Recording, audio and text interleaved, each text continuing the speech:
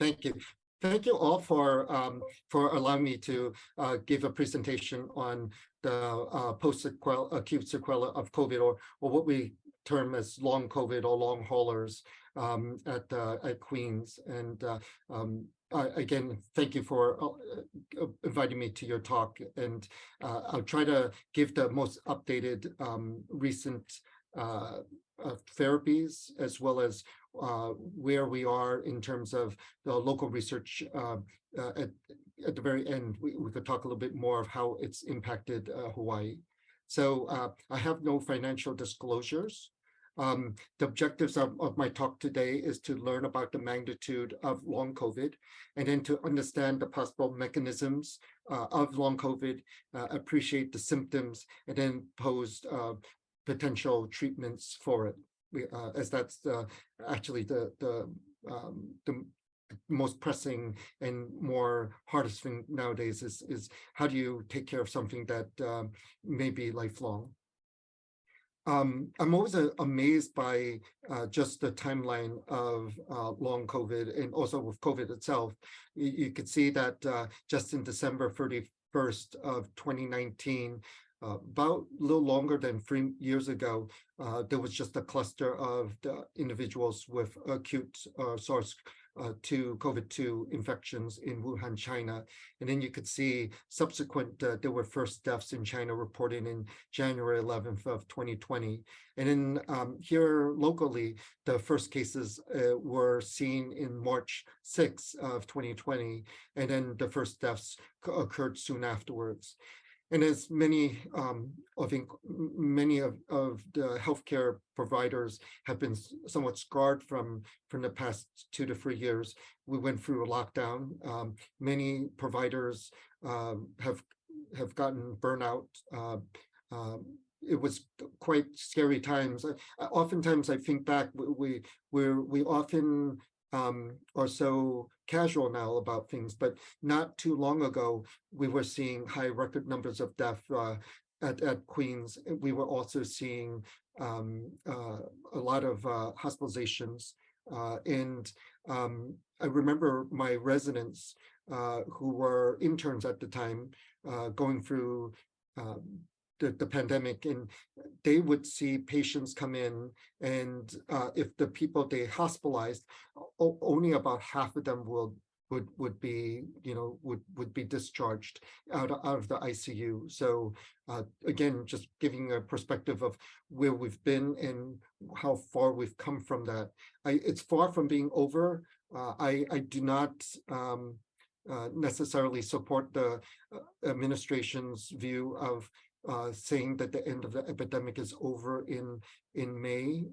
You may have heard of the Biden administration's current plans to end the emergency COVID legislation.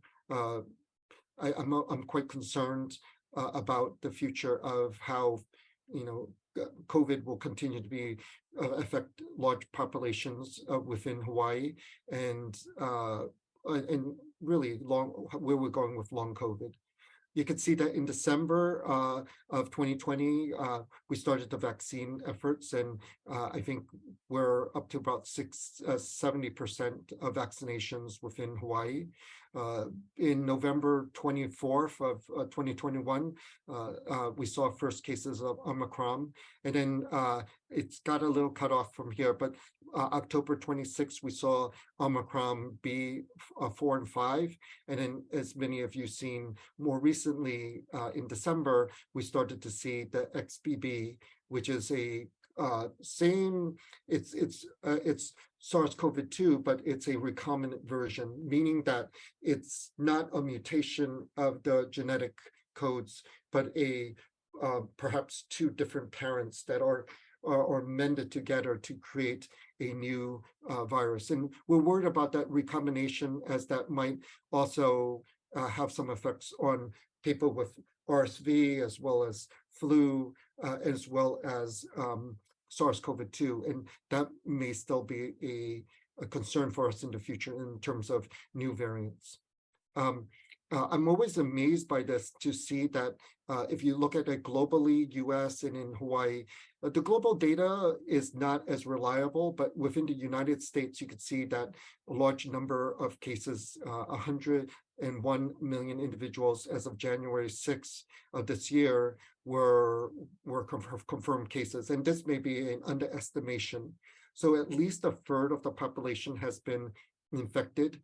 And you see there in Hawaii, also, you could see that the number of cases, we have about 1.2 million individuals living in the state of Hawaii. And you can see that at least a third of individuals in the state, or at least a quarter, have actually been infected by SARS-CoV-2. And then the number of deaths is still the third leading cause of deaths within Hawaii. Dominique, it looked like the number in US was bigger than the number global. Is that because it's a month or something? You mean the number of deaths? You mean here, or the number of confirmed cases as 101 million? But no, the new cases. Sorry. So the new cases are it's a rolling, it's a funny thing that it's not as reliable globally also, and then it takes a lag in terms of global and then the US. But I chose this from the sources below, and it is what we report. Again, the US leads in reporting, but worldwide it's probably underestimated. Yeah. Thanks. Yeah, pick up on that. Yeah. We've had some chat about how many vaccines we've had and stuff. So don't worry about reading the chat. I'll read it to you. Oh, okay. Okay. Do you want to go over it now or wait? Oh, no, later? We were just talking about how many vaccines, because I said I'm going to get my 6th vaccine today. And I did the Pfizer study, and then now I'm going to go to Moderna. And Ella had all Pfizer, no issues, and Renata had Moderna's and a bivalent Pfizer, so we're all just comparing our stuff. And Helen, the notes, so it's interesting. And the CDC recently came out. You probably have all talked about it already, but the thought is that it's going to be an annual vaccinations.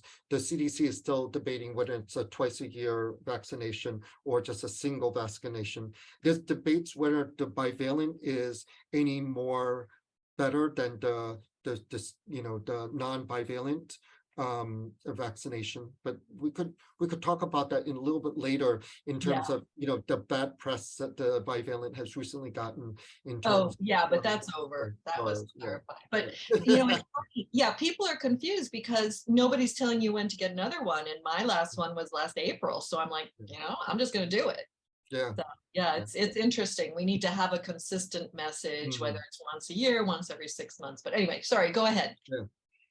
So just to look at the testing, the testing and the number of 7-day positivity is still below the height of which when we saw closer to 10%, you can say the 7-day averages are 5.5. And I think oftentimes it's all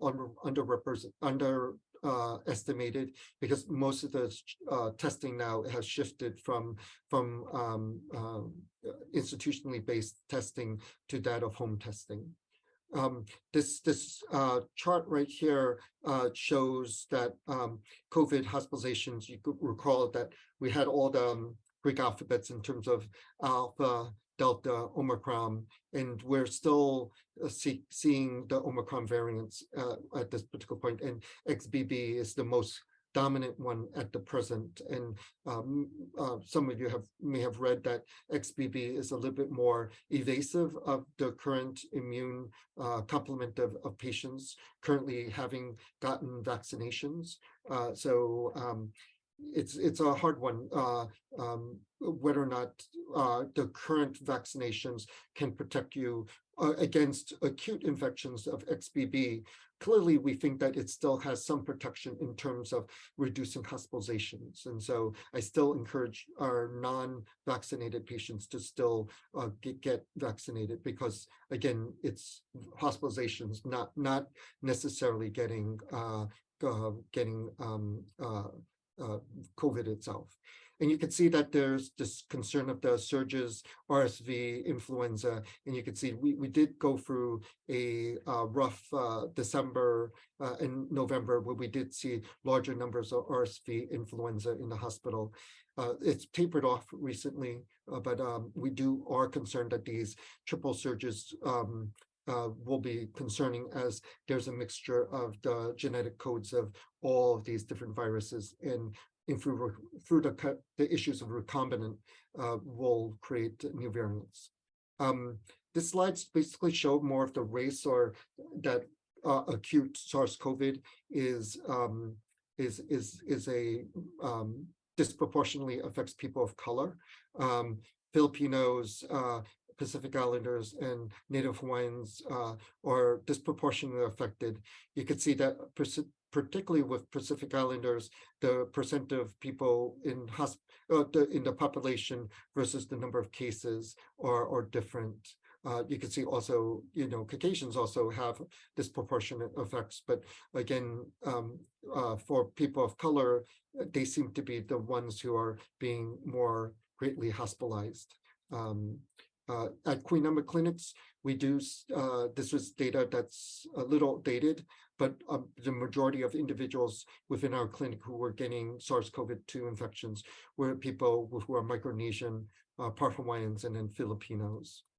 At our long COVID, post-COVID care clinic, and I'm going to start speaking about shifting from acute SARS-CoV to long COVID, you could see that disproportionately the number of individuals coming to our post-COVID care clinic are people who are Pacific Islanders and then Filipino, different from the other particular races. You could see there is a disproportionate effects of through the racial dashboard in the state of Hawaii. People who identify as Pacific Islanders and Native Hawaiian Health, they have higher cases, higher of hospitalizations, and larger number of deaths compared to other races within the state.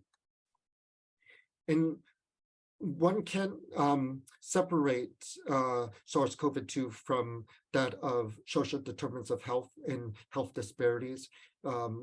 Clearly, the SARS-CoV-2 pandemic has seen the breaks in our safety net system, where social and economics, social, cultural, and basically when you start looking at environmental stress, health behaviors, all of these social inequalities kind of create one side of the story. We tend to focus in medicine more on the biologics, where it's important to know that just as important to the health of our patients, that there are many other external factors that play into how patients, their health, in terms of how I guess intense the immune responses to our infections, what we call cytokine storm, and how it actually interacts with the individuals in terms of responding to the acute SARS-CoV infections. And so the main reason of today's talk is to talk about long COVID.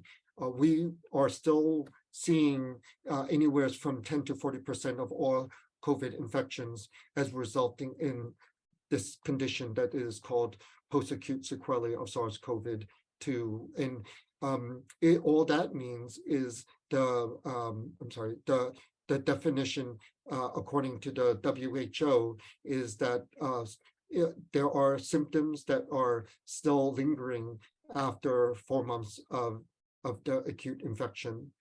In terms of the CDC definition, the CDC definition is 4 weeks or more. And so that cannot be explained for other biological reasons or conditions. and I'll just go back, oops, sorry, going back just to here, you can see that the duration of long COVID is unknown, may possibly be permanent, and there's a high degree of disability in individuals. And then this just shows you individuals who are celebrities who, we like Lena Dern, Melissa Milano, and then more among our state legislators, Senator English, as having to resign from his position because of the impacts of the symptoms of long COVID. And the symptoms basically are, through this cartoon, you could see how large the circle is. It is the frequency of how these symptoms are, and then what the symptoms are. So in terms of neurologic symptoms, from taste disturbance, smell, headaches, visual disturbance, ear pain, to neurocognitive in terms of memory, concentration impairment, psychosocial, primarily that of anxiety, in terms of respiratory ability, coughing, nasal congestion, cardiopulmonary in terms of breathing, chest pain, palpitations, GI symptoms, and then joint and muscle fatigue are not uncommon, and then really a lot of fatigue in our patients. By far, the top symptoms that our patients complain about are fatigue, shortness of breath, anxiety, and concentration cognitive changes.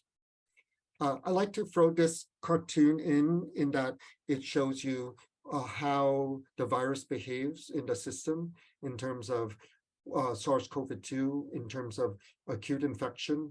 You'll see that there's a rise in the viral load in the patients in the nasopharyngeal area.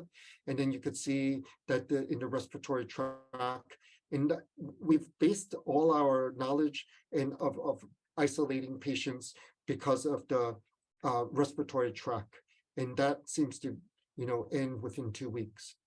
Within the nasopharyngeal area, you can see it's much more prolonged, not necessarily transmittable, but definitely longer, higher, and perhaps even much longer than this cartoon actually will show. You can see that this is the PCR, this is the viral load in patients, and you can see that this is the acute SARS-CoV period. After 4 weeks or so, we're starting to talk about the post-COVID period, where there's a short and long term and a longer prediction of where we are headed. We don't know. These are all the symptoms that we've talked about on the prior slide. And where does the viral load or the viral persistence vary? And we're not sure. Patients that I deal with who are immunocompromised, people with HIV, perhaps those individuals may have a longer carriage, and the nasopharyngeal positivity in the area may be much more prolonged, maybe longer than weeks, maybe years. So there is a case study of one individual who has HIV, and he's been positive for the past 3 years, and is still able to recover SARS-CoV-2 virus within the nasopharyngeal tract of that individual. Pretty much there is a debate of, is this immune dysfunction, which is more consistent with children? That you may have heard the term multi-organ inflammatory system. That tends to be a lot more in children. Clearly, patients who are in our ICU have long COVID much more than the people who are asymptomatic. But there are a lot of patients, and we've been seeing a large number of people who have had very minimal symptoms in our post-COVID care clinic, who are coming in with long COVID. And we're not sure if it's organ dysfunction or persistence of inflammation. It's still being worked out. We don't know, but we're getting a better handle as far as what it potentially may be.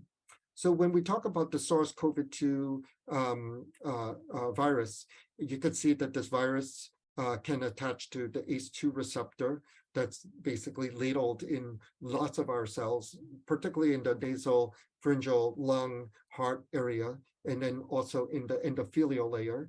You can see that once it's attached, it can actually cause direct cytotoxic defects on the ACE2, causing cell death and fibrosis. It could cause dysregulation of the RAS angiotensin system, leading to issues of inflammation and vasoconstriction and vascular permeability. Or it could cause endothelial damage that may cause fibrinolysis and then thrombin production, causing clots to form. Or finally, is it a dysregulation of the immune response, causing the cytokine storm issue or persistence of the cytokine release issue? And so our lab with Dr. Shikuma, as well as Dr. Gihan Devender and Dr. Park, we've been looking particularly more with the certain types of cells, and we think that perhaps neutrophils and perhaps these monocytes are involved. We do know that the picture is probably, it involves this entire picture, but our lab mainly has been working on monocytes, primarily because that's what we specialize in. And we also specialize in neutrophils. And we have seen that these cells are dysregulated. We're not sure why, but perhaps due to a combination for dysregulation of lymphocytes and other cytokines that are causing this picture to occur. Dominic, we have a couple questions about the HIV patient who had the positive PCR for 3 years. Yeah. So Ella asked if you tried washing his sinuses. I mean, could it just be staying there? And yeah, why would it linger? Yeah, so a lot of patients who have HIV have a incompetent immune system. So I don't want to say it's only HIV patients, but people who are who have cancer or have a poor immune system may not build a proper immune response that can eradicate the virus from your body. So typical people who catch coronaviruses before SARS-CoV-2, before the pandemic, we always thought of the coronavirus as just being the pesky cold, right? We would catch it, we would develop an immune response, we'd get rid of it, and would be immune to it. With SARS-CoV-2, we know that as we catch it, it may be that it's, if our immune system is not strong enough, it will cause this continual residual latency that occurs in those individuals. And the concern is that these people may not be symptomatic, but they may be carriers of ongoing replication, and that there's going to be more and more mixtures of this recombinant issue or mutations within that person, and so that creates more potential for variants. And so I think that's the major concern, not necessarily for the concern for the individual who currently carries it. So it was the same strain. I mean, it was typed and everything, right? Wow. Sure. Okay. Yeah. And then Renata asked, does COVID piggyback on other viruses or microorganisms? Oh, yeah, that's a great one. That's a good. The answer is we're not sure. So other viruses and how our immune system works with a whole bunch of something called the microbiome, which I think the person who asked the question may be asking, how does that interact with bacterial infections that is ladled in a microbiome? So we know that the microbiome on everyone has their unique microbiome. You get your microbiome primarily from your mom, not from your father. And your microbiome exists throughout your life, and it's hard to often change the microbiome. But we do know that as the SARS-CoV can influence the certain changes within the microbiome itself, that it can create a adverse microbiome within your body. So it churns and burns. So if we look at our HIV literature, we know that the microbiome of HIV individuals are very different from other individuals, and that they have these bacteria, and that it causes this immune degradation that to occur over and over again in our patients with HIV. And it may be that that's for long haulers, that might be potentially a mechanism of why people with long hauler has long haul symptoms. It's because the immune system is constantly churning and burning because there's a bad microbiome in the system. You will probably ask, well, why don't I just change the microbiome? It is often very hard to do that, but there are people who are trying to do that. So eating probiotics in a certain specific, I guess, characteristics of a good microbiome and taking it may actually be helpful for people with long haul. Some people have done that and with some success have improved the symptoms of people with long COVID. But it's in large trials, it's not sure. We're not sure about that. But in terms of other mechanisms of long haul, we do know that there's this autoantibody, and some of you may have heard in the news that people were having many rheumatologic issues, and perhaps the SARS-CoV created these autoantibodies that basically these antibodies fight itself or yourself and creates a situation where you would have certain rheumatologic issues or conditions.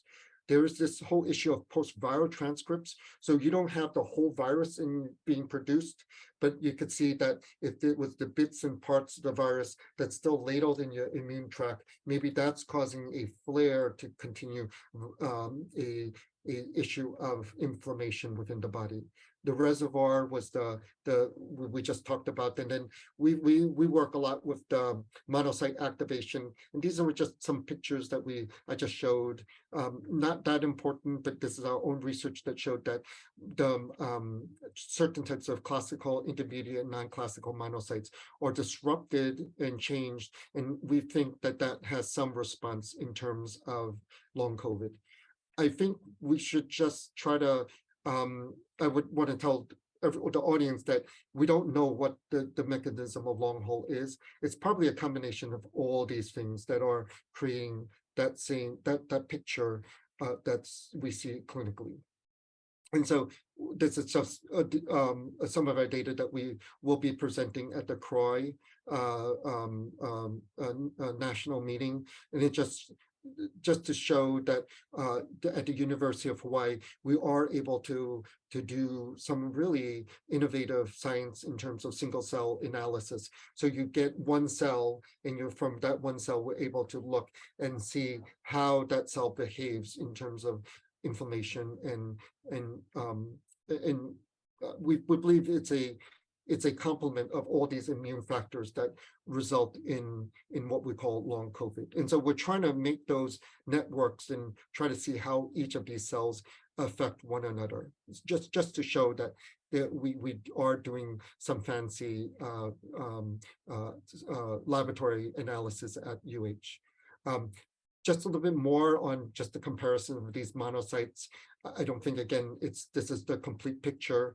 And then how these cells affect the rest of the body. We have been getting individuals to do pulmonary function tests, and this is just a component of the pulmonary function test. So these cells have an effect on how well people are able to diffuse gas in the pulmonary function tests. And so it shows a high correlation. What happens in a cellular level can have a reflection on symptoms and also on certain lung tests. So complications are particularly mainly that of cardiovascular, pulmonary, neurologic, and psychiatric in nature. I think those are the 4 key areas that we focus at our long COVID clinic at Queens. But there are others. As you know, it can occur from every part of the organ system, from hair. People have talked about COVID, of causing people to lose their hair, vision. My son is a dental student, and so he talks about people coming in of having loose teeth and having COVID teeth, in terms of COVID fingers, finger hands, rash from COVID. All of this can have some explanation, and every organ is affected by long COVID. So this shows that this slide reports on 26 competitive college athletes. These were football players. None were hospitalized. Most did not report symptoms, but you could see that about half of all those individuals had evidence of myocarditis when we did the CT MRI. Cardiac MRI. You could see that there are obvious evidence of how the virus gets into organs without us even having any symptoms. Pulmonary Can I ask you about that? So that was sure. That was cardiac symptoms, but we've also, the only thing I've really heard that the vaccines have done is the myocarditis in young men that resolves. But we did have a question about that. But if COVID causes it too, isn't that interesting? And what, do they, is that, okay, first of all, is that the only thing that the vaccine has been proven to, the only true side effect, right? Yeah, to my understanding, so there were two side effects that were evident from the bivalent. So not to look at the previous one, the SARS vaccinations that didn't have but the bivalent one has been linked, or people have talked about myocarditis in terms of young, healthy men. That was reported. And then there was this whole issue about could it have some issues with stroke. And the stroke issue has been actually tempered down because the CDC did a very thorough investigation about the cases that were thought to be related to stroke and then the vaccination of the bivalent. And they found no conclusive evidence that there is any linkage between bivalent and stroke. It is a vaccine. I'm a strong vaccine advocate, but vaccines, the main purpose of vaccines are to develop an immune response. When you look at millions of people, there will be some individuals who may be affected by the vaccine adversely, and the bivalent, when given, the mRNA can cause an immune response that may have undual effects on the heart. But all those cases improved and none were long lasting. And so again, the vaccines seem to be safe for the majority of people. It may have some adverse effects on a small number of individuals, but would probably pale in terms of risk when comparing against SARS-CoV infection. So when you catch, natural infection, there is half of the people who catch SARS-CoV-2 infections will have some evidence of myocarditis based on this evidence right here. Thankfully, all those 26 individuals, when they watched them for over 2 to 3 years, all resolved. There was no evidence of any permanent myocardial injury after 19 months of follow-up. And so that's the good thing out of all of this, is that they all kind of recovered.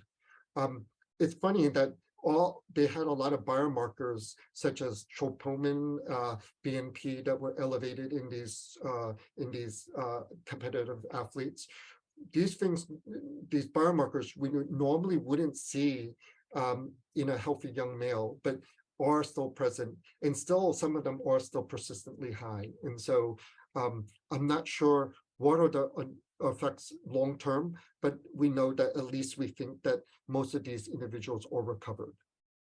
And so in terms of pulmonary sequelae, you could see that again, very similar to the cardiovascular story. Many of you will recall the Diamond Princess kind of debacle with the cruise liner. And many of those individuals also, many were asymptomatic, but they also had findings on CT scan.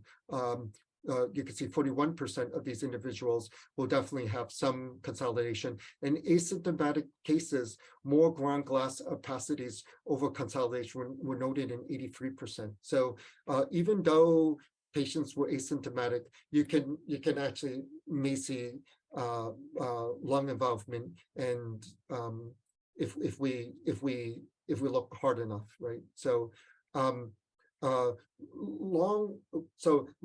COVID in its primary care is highly variable. There are currently no treatments, and it could be long-term disability. And I like this primarily because there shows in this BMJ journal how to approach the patient. It involves basically referring patients to specialists if they need, looking and monitoring for biomarkers and watching them closely, as this may reflect or result in long-term cardiovascular or pulmonary or organ disease. And then really mental health, and then really providing social support. I think many of my patients are socially isolated, and behaviorally, I think they suffer from a lot of isolation, disruptions in network, feeling, that has a profound effect on my patients. And so long COVID, we've been looking at these biomarkers. A lot of clinicians ask me what I do with the biomarkers, and I often say, really, I don't know. A lot of patients with long COVID will have an elevated D-dimer and high C-reactive protein. Well, sometimes, I have a good discussion with our patients whether or not we need to do further testing, like echocardiogram, CT scan, or some we just decide we're going to just watch because they don't have too many symptoms. But if you do biomarkers on your long COVID patients, you'll find that a lot of them will have higher D-dimer and C-reactive protein. It's good to see that for primary care, our goal is to try to assess our patients as thoroughly as possible. Sometimes it's not doable for our primary care physicians. It's a matter of time. How long can you spend with your patients? I think it's at our long COVID clinic, we spend about an hour to 2 hours per patient, and we could do the 6-minute walk test, the pulmonary function test, and really get a good assessment of the patient.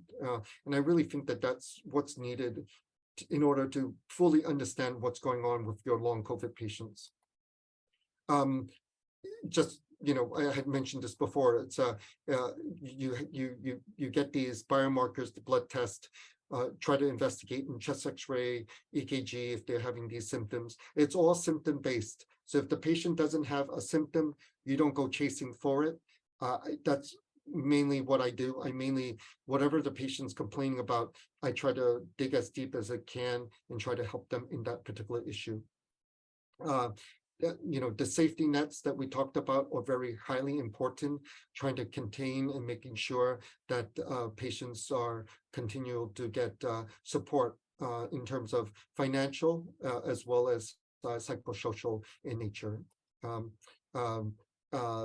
Gihan provided me with the, looking at all these, what could be done to try to help patients, expanding housing, improving food, expanding healthcare coverage, supportive education. Perhaps if we can't do things in person, we could do it by telehealth. Really, partners in community members are important. Improving safety nets altogether, and then developing policies would really be advantageous to our patients. There was a study that my colleagues at Vanderbilt, they have a much larger post-COVID care clinic. They have a lot more sicker patients because a lot of them have been through the ICU.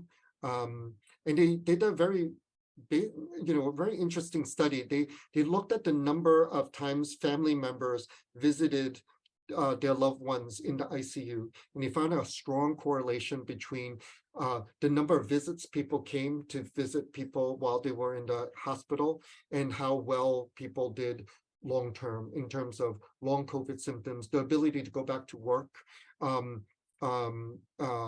was highly correlated with the number of visits they received while they were hospitalized. And so they are trying to create families for patients who are a bit socially isolated. So that was kind of interesting to me, in that they're trying to create a network for people who didn't have that type of network before. And it's actually gotten some good success in that, people who are navigators, at least what I see at Queens, people who have navigators often do much better than people who don't have navigators, who are, similarly in the same social economics and also in terms of their health. So that would make sense, because early on you couldn't visit anyone. Yeah, correct. Yeah, especially for just having designated staff check in on a patient. They actually found that wasn't part of the hospital Family, staff. yeah. The pseudo family was found to be advantageous to patients. Yeah. So this one at our clinic at Queens, we have 4 paradigms: a clinical aspect where we see patients for long COVID. We're doing research. You saw that we're really closely associated with JABSOM in terms of basic science.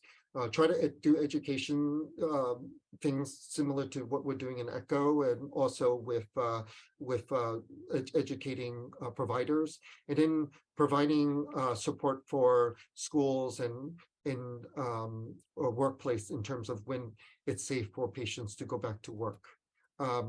And we may, again, we don't have any particular guidelines in terms of long COVID.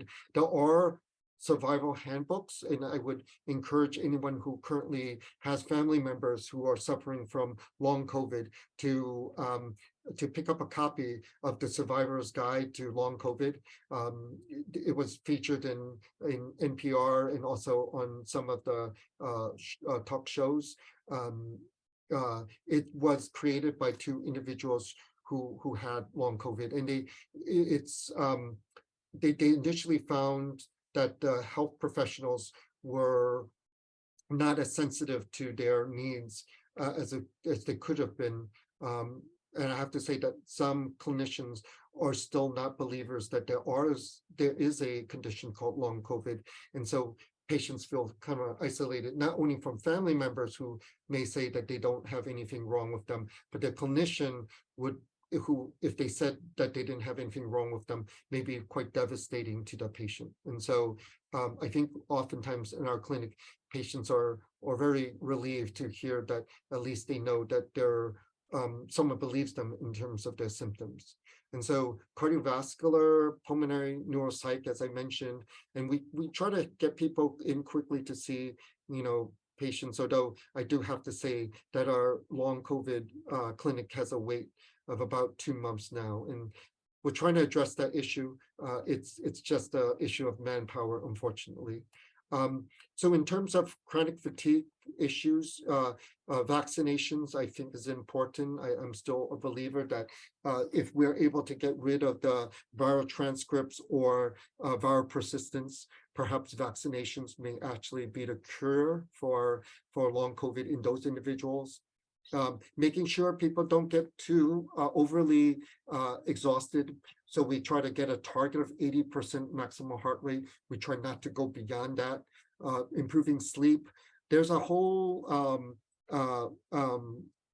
science of whether or not long COVID triggers mast cell activation, and therefore lots of our patients are on Zyrtec or antihistamines, H1 and H2 antihistamines to try to reduce the mast cell activation. Often patients will say they have a cycle where they'll feel like every 3 days they'll feel lousy. That could be mast cell activation. Some people say it's every month they have it, every 3 months. And so when we give these individuals antihistamine therapy, it breaks that cycle. SSRIs, SNRIs have been useful not only for maybe helpful in terms of chronic fatigue, but also maybe in depression, counseling. Aspirin and antiplatelet therapy is kind of on it's being studied quite extensively, and you may have heard of low dose naltrexone therapy. This type of therapy has been shown in chronic fatigue, and it's lent itself over to COVID long fatigue. And I've had a couple of patients with some good success with it. In terms of pulmonary disease, we have been using a lot of the inhalers. The lungs are particularly affected by acute SARS-CoV-2 infection, and so they could develop fibrosis in the lung. We've been doing the inhaled steroids as well as the beta agonist, and the scarring or improvements have been seen. We're still, waiting to see what other factors we could use. There's anti-fibrotic markers you could see here that have been also looked at, and then whether or not starting and giving a short course of steroids may be helpful. But I think it's again case-by-case basis. Here in Hawaii, we did a study on outpatient and inpatient Thomasartan, which is a ARB for patients, and we've had some mild success in reducing some of those acute symptoms. We want to see if it has any effect on long COVID, and we're just trying to analyze it at this particular time. This is just a mast cell activation I just mentioned about. And then brain fog is a big factor among our patients. Oftentimes people will say, I just don't feel like where I was before. We do cognitive testing on all our patients, but it's not always associated with it. So someone who may have higher degrees of education, may have higher their MOCA score, which is a way of assessing cognitive function, may be much higher. And so by falling, not being attentive or having concentration issues, it may not be the appropriate test. When people come in and they talk about brain fog, we take it seriously. We do know that patients are having a lot of things, could it be biological? Could it be psychosocial? We try to take that all in hand and try to support the patients as much as possible. There is a theory that patients are having microclots in the brain. So when you scan the patient with a regular MRI, you don't see any structural abnormalities. But when you do more specific types of scans like DTI, there are evidence that there may be some microclots in the brain. And so patients have may have benefit from anticoagulation. And you can see that from this study, the STIMULATE trial, that they used a triple two antiplatelet therapies, and then one NOAC that seems to maybe help patients with their brain fog. And then lots of our patients also have autonomic disturbances. We see that previously in people who have had other viral infections, HIV, and in certain types of other viral infections. We know that the vagal nerve is probably injured, and so these individuals have a hard time with standing upright. So they can become quite fatigued, and we try to do our best in trying to get the patients seen by cardiology and help them through the POTS symptoms. And then loss of taste and smell, that seems to be a hard one in terms of we do COP rehab with patients, but from the latest journal articles, it seems like the virus has a persistence in the CNS, and there seems to be ongoing infections. They did an autopsy study where they found that the virus was still actively in various parts of the body, brain particularly of high interest. And then antivirals is where we are right now. I am an HIV doctor, so I also believe that maybe the viral persistent may be a big problem in a majority of our patients. And so there will be a trial coming out soon with Ploxavid. As many of you know, Ploxavid is given for 5 days for acute infection. We're planning to do it for about 6 to 9 months, and see if that might have a potential effect on long COVID patients. There are people who are also working on stem cell therapy. Hope Biosciences, by giving people stem cells, perhaps you could regenerate brain cells, heart, lung cells that can actually make the recovery a lot more brisk. Transmagnetic stimulation have been found to help with people with brain fog. And I had a couple of patients to do that, as well as hyperbaric oxygen therapy to reduce anti-inflammation. So long COVID is down here in terms of post-COVID care clinic. Our main goal is still prevention, to prevent many of these from happening. But Queens basically has a tier of basically trying to provide care to all individuals at every level of COVID infection, from preventing it to very acute infections to if you needed to be seen in the hospital, and then in terms of ICU care. I think that's mainly it. I do want to just point out that we do have a long COVID study at JABSOM in Queens. Dr. Devender and Dr. Park are the PIs for it. And it's a 5-year ongoing study that will try to understand how certain types of cells develop and how it impacts the individuals, again, with long COVID. So hopefully we could develop a mechanism, and therefore, hopefully we could then try to block it and help in the improvement of patients with long COVID. Well, this is wonderful. We have a couple questions that I'm going to incorporate into a mini case. But one question is, how often are we supposed to get vaccinated for COVID? We talked earlier, answer, we don't really know, 6 months or a year. We're waiting for CDC, right? Yep, that's correct. Yep.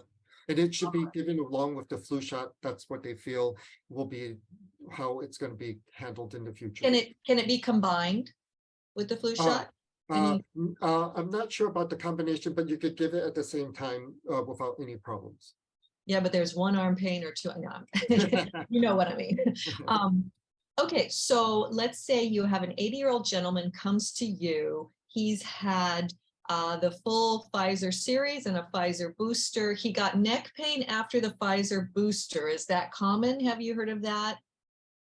So I think this comes along with a lot of our patients who have vaccinations. And so again, vaccinations are not by its mechanism is supposed to create or create a immunologic response. By far, we want the immunologic response to be mild, but it could be variable. I mean, your audience will, some people will have no side effects from the vaccinations, and some will be, feel ill and not feel well for 2-3 days, have area of pain in the joints and so forth. So it's variable, but again, I think if we're looking at reducing hospitalization, It's worth it.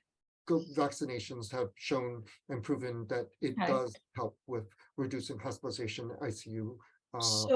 So he has not had a documented case of COVID, but he has increasing fatigue, muscle pains, shortness of breath, cough for the last 6 months. And he's gone to pulmonary, cardiac, ENT, he's gone everywhere and nobody can figure anything out. So let's say he arrives on your doorstep and so he's never had documented COVID. Will you see him? So we would advise that we because unfortunately, because of the manpower issue at the long COVID, we were mainly seeing people with documented COVID infection. And so I would suggest that the primary care physician do a antibody test on the patient. So if the patient has a N protein, so it's important. So vaccinations will give you S protein. And so S protein antibodies are mainly from vaccinations or natural infection, but mainly vaccinations. N protein is not part of the mRNA vaccine. So if you have an N protein serology positivity, you've had you did have SARS-CoV infection, and therefore, if you do meet that criteria, then you could be seen at our long COVID care clinic. If it doesn't, then it's probably something else that is probably afflicting the patient. Perfect. Well, we'll meet this guy more next week, because next week we're hearing about insomnia from COVID. So COVID caused sleep problems, and we'll see if this guy,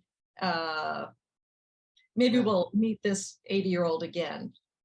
Yeah, so there's a couple of mechanisms. A lot of patients have gained weight during the long COVID pandemic, and therefore, with the increased weight, has the increased risk of obstructive sleep apnea, and so that is a potentially it may be not related to long COVID, so it may be just, it might be the long COVID period as opposed to long COVID itself.